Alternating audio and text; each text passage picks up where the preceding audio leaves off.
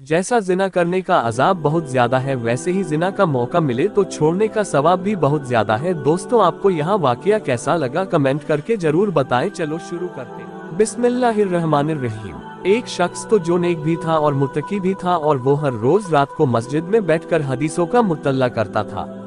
हर रोज की तरह वो हदीसों का मुतल्ला कर ही रहा था कि अचानक तेज बारिश शुरू हो गई, और उस बारिश में एक खातून फंस गई। वो खातून मस्जिद आकर उस शख्स से मदद मांगी कि मुझे यहाँ एक रात के लिए रुकना दीजिए, सुबह होते ही मैं यहाँ से चली जाऊंगी।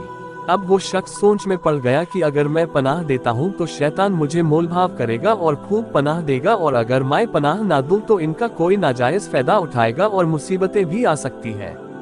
ये सोचकर उसने उस खातून को रुकने के लिए इज्जत दे दी और कहा कि आप एक कोने में जाकर सो जाए। फिर उस शख्स के जाने के बाद वो खातून उनको चुपके से देखने लगी, और वो सोचने लगी कि ये करता क्या है, क्योंकि वो खातून भी मुत्तकीन थी और उनको भी अपनी इज्जत की फिक्र थी। जब खातून ने देखा तो हैरान रह गई। वो माजरा देखकर वो शख्स हदीसों का मुतल्ला करते हुए अपनी उंगली को चिराग में डालते हैं, और उसकी आग से जब उंगली जलने लगती है तो उंगली को हटा देता, और पूरी रात वो ऐसे ही करता रहता है।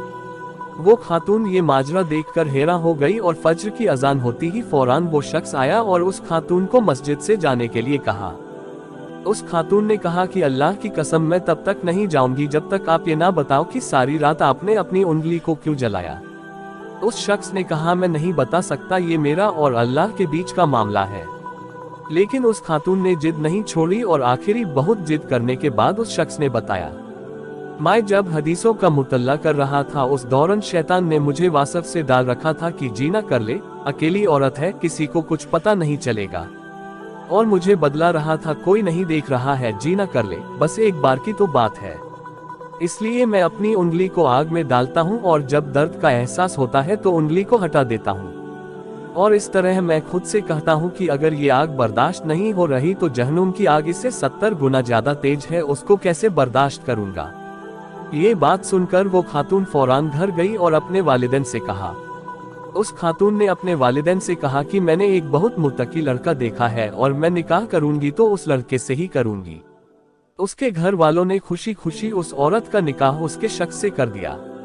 ये वाकया जिस तरह मैंने आलिम से सुनी उसकी तरह आपको बताया है, और ये वाकया सच है, और इस तरह के कई सारे वाकयात किताबों में मौजूद है। जिना भले ही 2 पल की खुशी दे, पर कभी ना खत्म होने वाली जहन्नुम की सजा भी साथ देती है। जब इंसान बड़े गुनाहों को छोड़ता है तो अल्लाह हमें इंसान की बड़ी बड़ी दुआएं और ख्वाहिशें पूरी करते हैं, और दुनिया और आखिरी में भी खूब नवाजता है। इसलिए गुनाहों से बचे और खूब दुआएं करे, अल्लाह दोनों जहानों में कामयाब करे।